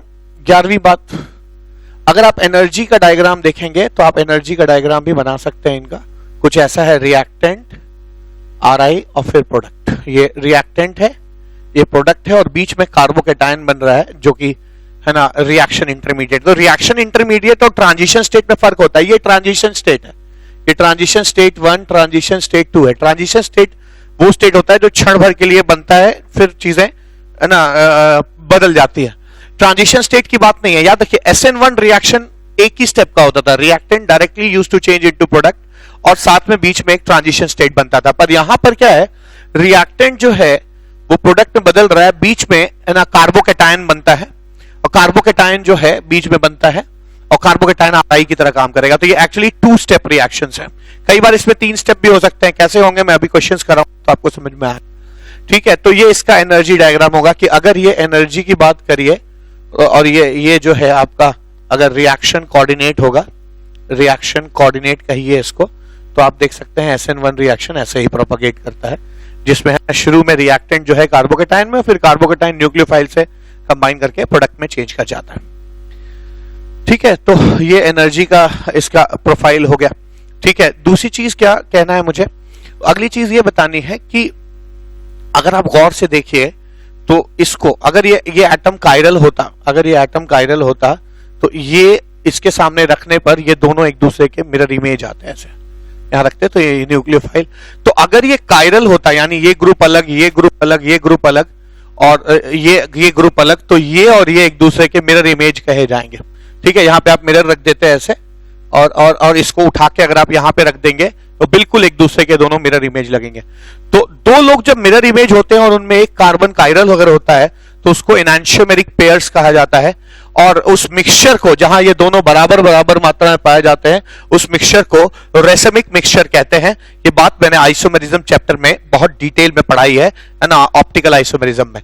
तो मैं एक चीज और कह सकता हूं कि अगर की एटम जिसपे न्यूक्लियोफाइल X को हटाकर न्यूक्लियोफाइल सब्स्टिट्यूट हो रहा है, अगर की एटम कायरल है तो याद रखिए आपको SN1 रिएक्शन का जो प्रोडक्ट मिलता है वो रेसिमिक मिक्सचर मिलेगा, क्योंकि ये दोनों एक दूसरे के मिरर इमेज होंगे, एक डेक्स्ट्रो फॉर्म होगा तो दूसरा उसका लीवो फॉर्म होगा। तो ये बहुत इंपॉर्टेंट पॉइंट है क्या, कि इफ की atom happens to be chiral, then the product of SN1 reaction, is racemic mixture, आपको racemic mixture मिलेगा। 13वीं बात क्या और आखिरी बात, ठीक है, 13वीं बात और आखिरी बात क्या, कि जो ये स्टेबिलिटी ऑफ कार्बोकेटायन पे जो रेट डिपेंड करता है, उसके हिसाब से आप लिख सकते हैं कि rate of SN1 reaction is equal to 3 degree carbocation सबसे स्टेबल होगा, तो 3 डिग्री का रेट सबसे ज्यादा होगा, फिर 2 डिग्री, फिर 1 डिग्री और फिर मिथाइल, इस तरह का, ठीक है। जबकि रेट ऑफ SN2 को अगर आप कंपेयर करिएगा रेट ऑफ SN2 रिएक्शन, तो उल्टा आएगा, 3 डिग्री का रेट SN2 का सबसे कम, फिर 2 डिग्री, फिर 1 डिग्री और मिथाइल सबसे फास्ट होगा। मैंने SN2 इसलिए लिखा है ताकि आप दोनों को क्या कर सके, कंपेयर कर सके, ठीक है। तो यहां पर हम लोगों ने SN1 और SN2 रिएक्शंस दोनों बारी बारी से देख लिए, ठीक है। मैं हल्का सा रिवाइज कर दूं कि SN1 रिएक्शन में एक मल्टी स्टेप रिएक्शन है, इसका पहला स्टेप स्लो स्टेप है, रेडिटरमाइनिंग है, इंटरमीडिएट कार्बोकेटायन बनता है, कार्बोकेटायन रीअरेंज कर सकता है, इस रिएक्शन का ऑर्डर और मॉलिक्यूलरिटी 1 होता है, इस रिएक्शन का जो रेट है वो आपके स्टेबिलिटी ऑफ कार्बो यानी रिएक्शन इंटरमीडिएट पे डिपेंड करता है। SN1 रिएक्शन होने के लिए सॉल्वेंट को पोलर प्रोटिक सॉल्वेंट होना चाहिए। सेकंड स्टेप इसका नॉन सेलेक्टिव है, जो न्यूक्लियोफाइल अवेलेबल है सब जुड़ने की टेंडेंसी रखते हैं, ठीक है। फिर यह भी बताया मैंने कि SN1 रिएक्शन को वीक न्यूक्लियोफाइल्स यानी जो न्यूट्रल लोग होते हैं, न्यूट्रल न्यूक्लियोफाइल्स होते हैं, वो भी दे सकते हैं। ये SN1 में एनर्जी का प्रोफाइल है, SN1 रिएक्शन के एनर्जी का प्रोफाइल है। और ये भी बताया कि अगर की एटम जो है वो किसी तरह से अगर कायरल हो जाए, ठीक है, if the key atom turns out to be chiral then the product is racemic mixture, और जो रेट ऑफ SN1 रिएक्शन है कार्बोकेटायन की स्टेबिलिटी के अनुसार 3 डिग्री, 2 डिग्री, 1 डिग्री और मिथाइल हो सकता है, ठीक है। तो यहां पर हम लोगों ने दोनों चीज की थ्योरी देख ली। आइए अब इस पे कुछ क्वेश्चंस करते हैं। कंप्लीट द रिएक्शन, अब मैं यहां पे 2 क्वेश्चन करा रहा हूं। कंप्लीट द रिएक्शन, दो क्वेश्चंस मैं आपको यहां पे कराने जा रहा हूं, और इन 2 क्वेश्चन से बहुत ही क्लैरिटी आ जाएगी, आपको कुछ सीखने को मिलेगा। पहली चीज, अगर मान लीजिए एक रिएक्शन है, यहां पे क्लोरीन लगा हुआ है और यहां पर आपने KOH लिया है और ये रिएक्शन SN2 मैकेनिज्म से हो रहा है, और सेम रिएक्शन में सेम KOH लिया है मैंने। अभी मान लीजिए कि ये SN1 रिएक्शन मैकेनिज्म से हो रहा है, तो कैसे होगा, ध्यान दीजिए। यहां पर ये बैक अटैक करेगा और ये लीव कर जाएगा, ठीक है। तो क्या मिलेगा आपको यहां पे, ये डायरेक्ट एक स्टेप में मिल जाएगा आपको, यहां पे OH लग जाएगा। SN1 रिएक्शन में क्या होता है, पहले ये इसको सॉल्वेट करेगा और Cl निकल जाएगा, यहां पे कार्बोकेटायन बनेगा, और ये जो कार्बोकेटायन है ना, आप जानते हैं सेकेंड स्टेप में इससे OH जुड़ेगा, सेकेंड स्टेप में OH इससे जुड़ जाएगा और आपको ये प्रोडक्ट मिलेगा। तो ये क्वेश्चन मैंने क्यों कराया मैं अभी बताता हूं। एक क्वेश्चन और करते हैं, पहले एक और क्वेश्चन करते हैं। अब नेक्स्ट क्वेश्चन क्या है, सेकेंड क्वेश्चन है, मान लीजिए ये ऐसा, ये OH, ठीक है। अब ये भी सॉरी ये Cl है, यहां पे Cl है, और इसको मैं KOH से ट्रीट कर रहा हूं। अगेन ये SN2 रिएक्शन है, KOH aqueous SN2 reaction mechanism से हो रहा है, और इसके बाद वाला रिएक्शन जो है SN1 मैकेनिज्म से हो रहा है, KOH एक्वस SN1 मैकेनिज्म से हो रहा है। तो SN2 मैकेनिज्म का मतलब हो गया कि यहां पर ये बैक ये आएगा और ये टूट जाएगा, ठीक है, ये टूट जाएगा और ये चीज ऐसे हो जाएगी OH, ठीक है ना, यहां पे OH लग जाएगा। जबकि अगर SN1 मैकेनिज्म से होगा तो पहले ये Cl चला जाएगा, वाटर इसको निकाल देगा और यहां पर एक कार्बोकेटायन बनेगा ऐसे, कार्बोकेटायन बनेगा और फिर रिंग एक्सपेंशन होगा, रिंग एक्सपेंशन होगा, ठीक है। क्योंकि कभी भी है ना एक साइक्लिक रिंग के बगल वाले कार्बन पे अगर पॉजिटिव चार्ज आता है तो वहां पर है ना रिंग एक्सपेंशन होता है।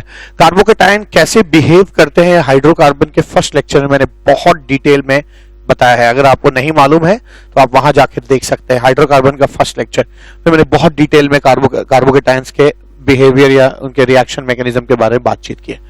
तो यहाँ पे 1 2 3 4 5 6 और 6 फिर 1 से जुड़ा हुआ है, तो ये बनेगा 1 2 3 4 5 6 फिर 1 से जुड़ा हुआ है, 1 से फिर से कुछ जुड़ा हुआ है, 1 से फिर से, इसको मैं 1 कह रहा हूं, 1 2 3 4 5 6, तो 1 2 3 4 5 6 1 से जुड़ा है, 1 2 3 4 5 6 1 से जुड़ा है, 1 से फिर एक CH3 है, 1 से एक CH3 है और इस बॉन्ड के टूट जाने से 2 पे प्लस आ जाएगा, यानी यहां पे एक प्लस आएगा। अगेन इसमें हाइड्राइड शिफ्ट होगा, ठीक है, यहाँ पे हाइड्राइड है, हाइड्रोजन है, हाइड्राइड में शिफ्ट होगा क्योंकि ये 2 डिग्री है, अगर ये प्लस यहां आ जाएगा तो ये 3 डिग्री बन जाएगा, तो फाइनली ये यहां पहुंच जाता है। आपको पता चल गया होगा कि कैसे क्यों हम कहते हैं कि SN1 रिएक्शन एक मल्टी स्टेप रिएक्शन है। देख रहे हैं आप, है ना, एक स्टेप, फिर दूसरा स्टेप, फिर तीसरा स्टेप, अब चौथा स्टेप होगा जहां पे ये OH माइनस जो है इस कार्बोकेटायन पे अटैक करेगा, ठीक है। यहाँ पे मैं OH माइनस लिख रहा हूं, OH माइनस है और वो जो है इस पे अटैक करेगा, तो ये चीज आपकी यहां आ जाएगी, क्या आ जाएगी, ऐसे बन जाएगा, ऐसे। तो मैं ये 2 क्वेश्चन के मार्फत क्या सिखाना चाहता हूं कि अगर, अब देखिए इससे सीखा क्या मैंने, हमने जो सीखा हम यहाँ पे लिखेंगे, नोट करेंगे, ठीक है ना, नोटवर्दी बात है, यहां लिखेंगे क्या नोटवर्दी बात है। पहली चीज क्या है कि अगर रिएक्टेंट भी वही है और न्यूक्लियोफाइल भी वही है और कार्बोकेटायन में कोई रीअरेंजमेंट नहीं होता है, तो SN1 और SN2 का प्रोडक्ट क्या आता है, सेम आएगा, ठीक है। लेकिन अगर रिएक्टेंट भी वही है, न्यूक्लियोफाइल भी वही है, लेकिन अगर रिएक्शन में कार्बोकेटायन जो है अगर रीअरेंज करता है तो आप याद रखिए कि है ना SN2 और SN1 का प्रोडक्ट जो है वो अलग अलग आएगा। तो ये बात मैं आपको सिखाना चाहता हूं। क्या पहली चीज कि whenever, until and unless ऐसे लिखना चाहिए, until and unless there is a rearrangement in carbocation, ठीक है, आप लिख सकते हैं until and unless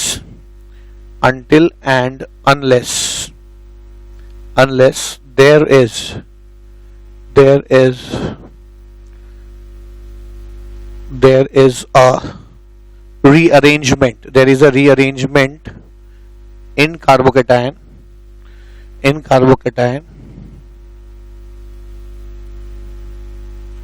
we get the same product from both SN1 and SN2 mechanism if the reaction is same, if the reaction is same, ठीक है, if the reaction is same। तो क्या सीखा आप लोगों ने, पहली नोटवर्दी बात बताई मैंने यहाँ पे कि अगर, है ना, ध्यान दीजिएगा, अगर कार्बोकेटायन रीअरेंज नहीं करेगा तो SN1 और SN2 का जो है ना प्रोडक्ट है वो हमेशा क्या रहेगा, सेम रहेगा, ठीक है। दूसरी बात क्या, दूसरी बात ये है, नोटवर्दी पहली बात बताई, दूसरी बात मैं यहां बता रहा हूं, कभी कभी ऐसा होता है कि आपसे ये पूछा जा सकता है कि एल्काइल हैलाइड्स में न्यूक्लियोफिलिक सब्स्टिट्यूशन देने की जो टेंडेंसी है वो किसकी ज्यादा होगी, किसकी कम होगी, ठीक है। तो इसको भी आप सॉल्व कर सकते हैं, इसको भी आप जानते हो। नोटवर्दी फर्स्ट बात मैंने बताई है, सेकंड पॉइंट यहां लिख रहा हूं। अगर मुझसे ये कहा जाता है कि एल्काइल हैलाइड्स में SN रिएक्शन के टुवर्ड्स रिएक्टिविटी का क्या सीक्वेंस है, तो आप बता सकते हैं क्या। सेकंड पॉइंट, अगर कोई कहता है RF, RCl, RBr, RI, ठीक है, ये लोग हैं। अब न्यूक्लियोफिलिक सब्स्टिट्यूशन के टुवर्ड्स रिएक्शन की का जो रेट है वो इनका क्या होगा। ऐसे तो हमें मालूम है कि, है ना, अगर एल्काइल हैलाइड फिक्स है कि कौन सा एल्काइल हैलाइड है, तब तो डिग्रीज पे फर्क पड़ता है। एल्काइल हैलाइड अगर 3 डिग्री है तो उसका SN1 फास्ट होगा, SN2 स्लो होगा, वो तो अलग बात होगी, वो तो मैंने पहले बता दिया। लेकिन यहां मैं बताना चाह रहा हूं आपको कि एल्काइल हैलाइड्स में क्या सीक्वेंस होता है रिएक्शन का। तो याद रखिए, आप इनके सीक्वेंस को समझ सकते हैं इनके लीविंग ग्रुप से। लीविंग ग्रुप, यहां जो लीविंग ग्रुप है वो F माइनस है, यहां जो लीविंग ग्रुप है वो Cl माइनस है, यहां जो लीविंग ग्रुप है वो Br माइनस है, और यहां जो लीविंग ग्रुप है वो I माइनस है। मैं आपको बता दूं, सबसे रिएक्टिव वो होगा जिसकी लीविंग एबिलिटी सबसे अच्छी होगी, जो सबसे आसानी से चला जाएगा। और अगर आप लीविंग एबिलिटी नहीं पढ़े हैं तो आप, है ना, GOC में लेक्चर नंबर 23 और 22-23 में मैंने उसके बारे में बताया है। मैं आपको फिर बता दूं कि लीविंग एबिलिटी जो होती है ना, लीविंग एबिलिटी जो होती है वो कहीं ना कहीं बेसिक स्ट्रेंथ के इनवर्सली प्रोपोर्शनल होती है। अगर आपको नहीं पता तो आप इतना जानिए। वैसे आपको इसके बारे में पहले डिटेल में जाकर GOC के लेक्चर नंबर 22 और 23 में पढ़ना चाहिए, ठीक है। लीविंग एबिलिटी बेसिक स्ट्रेंथ के इनवर्सली प्रोपोर्शनल होती है। तो आइए अब इनका बेसिक स्ट्रेंथ निकालते हैं। तो बेसिक स्ट्रेंथ निकालते समय क्या देखते हैं, सबसे पहले देखते हैं, मैंने ये भी बेसिक स्ट्रेंथ निकालना भी मैंने एरोमेटिक GOC चैप्टर में बहुत डिटेल में बातचीत की है कि बेसिक स्ट्रेंथ कैसे निकाला जाता है। बेसिक स्ट्रेंथ निकालते समय सबसे पहले देखते हैं कि कहीं कोई एरोमेटिक तो नहीं है। जी नहीं, कोई एरोमेटिक नहीं है। पी पाई डी पाई तो नहीं है, नहीं है। रेजोनेंस भी नहीं है। उसके बाद हम नेक्स्ट चीज देखते हैं कि अगर साइज सेम है तो जो सबसे इलेक्ट्रोनेगेटिव होगा वो इलेक्ट्रॉन को टाइटली पकड़ लेगा, आसानी से देगा नहीं तो पुअर बेस हो जाएगा। पर यहां साइज भी सेम नहीं है। साइज इसका छोटा है, इसका थोड़ा सा बड़ा होगा, इसका और बड़ा होगा, और इसका बहुत बड़ा होगा। तो हो क्या रहा है, यहां पर क्या देखेंगे, चार्ज डेंसिटी देखेंगे। चार्ज जो है, जो यहां पर चार्ज है वो बहुत छोटे से स्फीयर के सरफेस पे है। यहां चार्ज डेंसिटी ज्यादा होगी, और चार्ज डेंसिटी जहां ज्यादा होती है वहां पे बेसिक स्ट्रेंथ आपका ज्यादा होगा, क्योंकि चार्ज इकट्ठा होगा तो बेस के रूप में देना उसको बहुत इजी होगा। मैं फिर से बताऊं, पहले मैं बेसिक स्ट्रेंथ निकालने का जो विधा है मैंने सिखाया है GOC में। उसमें सबसे पहले एरोमेटिसिटी देखते हैं, फिर पी पाई डी पाई देखते हैं, फिर रेजोनेंस देखते हैं, फिर देखते हैं कि, है ना, अगर साइज सेम हो तो इलेक्ट्रोनेगेटिविटी देखते हैं, और साइज सेम ना हो तो चार्ज डेंसिटी देखते हैं। तो यहाँ पे चार्ज डेंसिटी देखेंगे हम। चार्ज डेंसिटी इसकी सबसे ज्यादा इसलिए क्योंकि इसका वॉल्यूम छोटा है, तो चार्ज जो है सबसे कम वॉल्यूम में है, यहाँ पे इकट्ठा है, तो चार्ज डेंसिटी सबसे ज्यादा होगी। तो अगर आप बेसिक स्ट्रेंथ की बात करेंगे, बेसिक स्ट्रेंथ की बात करेंगे, सबसे ज्यादा बेसिक F माइनस है, फिर Cl माइनस है, फिर I माइनस है। अगर आप बेसिक स्ट्रेंथ की बात करेंगे तो लीविंग एबिलिटी इसकी जस्ट इनवर्सली प्रोपोर्शनल हो जाएगा, यानी लीविंग एबिलिटी F माइनस की सबसे पुअर होगी, F माइनस की सबसे पुअर होगी। फिर इसके बाद जो है वो आपका Cl माइनस आएगा, फिर इसके बाद जो है वो Br माइनस आएगा, और इसके बाद जो है I माइनस आएगा। I जो है वो सबसे आसानी से लीव कर सकता है, और चूंकि I सबसे आसानी से लीव कर सकता है इसलिए एल्काइल आयोडाइड जो है वो सबसे ज्यादा रिएक्शन होगा, रिएक्टिव होगा SN रिएक्शन के टुवर्ड्स, चाहे वो SN1 हो चाहे SN2 हो, दोनों की बात कर रहा हूं मैं, ठीक है। तो आप ध्यान रखिए, ये बहुत इंपॉर्टेंट बात है। आज के बाद याद रखिए, SN रिएक्शन के टुवर्ड्स सबसे ज्यादा रिएक्टिव एल्काइल आयोडाइड होते हैं, फिर उससे कम एल्काइल ब्रोमाइड, फिर उससे कम एल्काइल क्लोराइड, और सबसे लीस्ट रिएक्टिव जो है वो एल्काइल फ्लोराइड हो जाएंगे। तो नोटवर्दी बातों की बात चली है, तो मैंने बताया है कि अगर रीअरेंजमेंट होता है तब तो SN1 और SN2 के प्रोडक्ट्स अलग अलग आते हैं, वरना SN1 SN2 रिएक्शन में प्रोडक्ट्स सेम आते हैं। और दूसरी चीज हम लोगों ने ये निकाला है कि एल्काइल हैलाइड्स के बीच में भी, है ना, क्या रिएक्टिविटी होगी।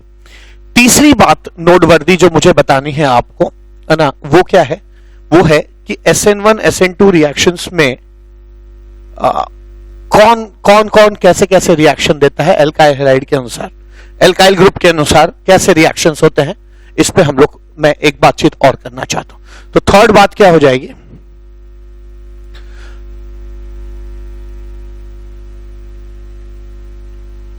थर्ड चीज क्या देखा जाए, अगर आप रेट की बात करिएगा, ठीक है, अगर आप रेट की बात करिएगा तो अगर ग्राफ में प्लॉट करूं, third notable point, first notable point ये रहा, सेकेंड नोटेबल पॉइंट ये रहा, थर्ड नोटेबल पॉइंट, अगर आप रेट की बात करेंगे तो ऐसा कुछ होता है,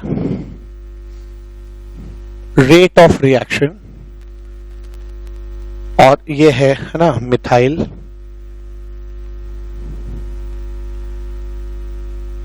यहां कर लेते हैं मिथाइल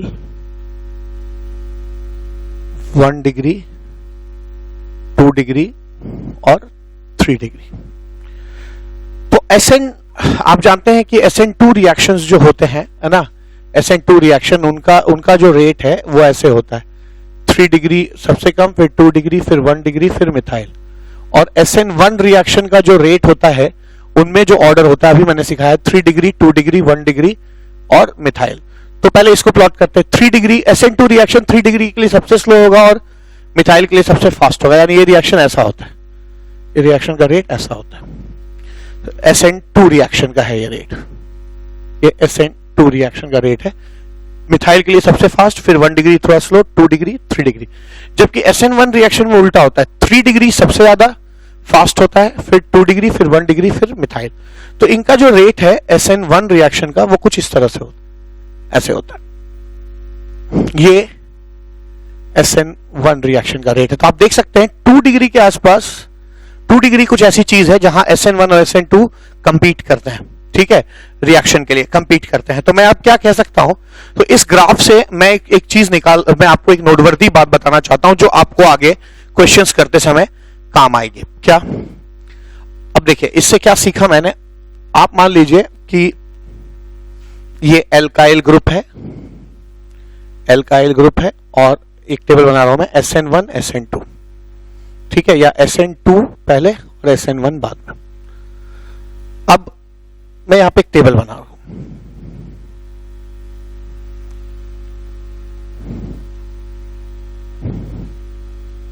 ठीक है, मैं यहां पे एक टेबल बना रहा हूं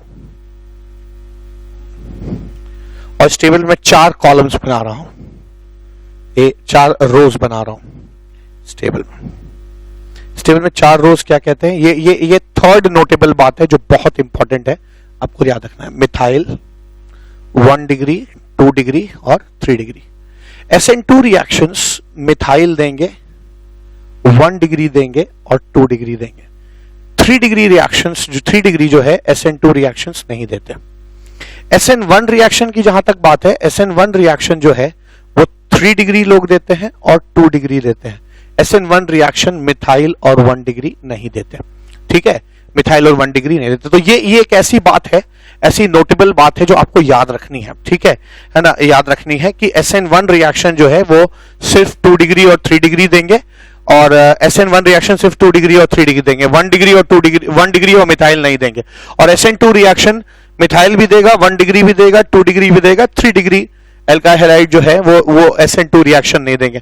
तो एक तरह से जो ज्यादा इंपॉर्टेंट बात यहां पे एक चीज और है जो बहुत ध्यान देने लायक है, क्या ये 2 डिग्री एक ऐसा एल्काइल हैलाइड होता है जो दोनों रिएक्शन देने की टेंडेंसी रखता है, ठीक है, तो ये बात आगे ध्यान दीजिएगा, ठीक है। ये 2 डिग्री दोनों देता है, मिथाइल और 1 डिग्री सिर्फ SN2 देंगे, 3 डिग्री सिर्फ SN1 देगा, ठीक है, और 2 डिग्री दोनों रिएक्शंस देते हैं, ठीक है, ये हो जाए। तो आज इस लेक्चर में, फर्स्ट लेक्चर में मैंने आपको डिटेल में बताया कि SN1 रिएक्शन और SN2 रिएक्शन क्या होते हैं, दोनों में 10-10, 15-15 पॉइंट्स लिखा है मैंने, बताया है क्या होते हैं। फिर मैंने नोटेबल बात बताई, SN1 SN2 को कंपेयर किया, तो पहली चीज कंपैरिजन में निकला कि SN1 और SN2 जो होते हैं, है ना, वो अगर रीअरेंजमेंट ना हो SN1 में तो SN1 और SN2 का प्रोडक्ट जो है वो सेम आता है। दूसरी चीज हम लोगों ने क्या सीखी कि अगर इनका रेट कंपेयर करेंगे आप तो पता चलेगा कि मिथाइल और 1 डिग्री सिर्फ SN2 रिएक्शन देते हैं, SN1 नहीं देते, और 3 डिग्री जो है वो सिर्फ SN1 देता है, SN2 नहीं देता, और 2 डिग्री जो है वो दोनों रिएक्शंस देने की टेंडेंसी रखते हैं। तो यहां पर हम लोगों ने SN1 और SN2 को मैक्सिमम अच्छी तरह से हम लोगों ने, है ना, सीख लिया। एक चीज और बताई थी मैंने कि एल्काइल हैलाइड्स का क्या रिएक्टिविटी होती है, तो उसमें सबसे ज्यादा हमें एल्काइल आयोडाइड मिला था रिएक्टिव, तो ये भी क्वेश्चन पूछा जाता है। अब थ्योरी पार्ट तो खत्म हो गया, क्वेश्चंस के बिना आप SN1 SN2 को बेहतर नहीं समझ सकते। तो मिलते हैं सेकेंड लेक्चर में और बात करते हैं, क्वेश्चंस करते हैं SN1 SN2 पे। मैं फिर आगाह करता हूं कि सेकेंड लेक्चर आप तभी देखिए जब आप पहला लेक्चर अच्छे से समझ जाए, ठीक है। तो मिलते हैं सेकेंड लेक्चर में और आगे की बातचीत करते हैं। तब तक के लिए thank you so much, have a nice day.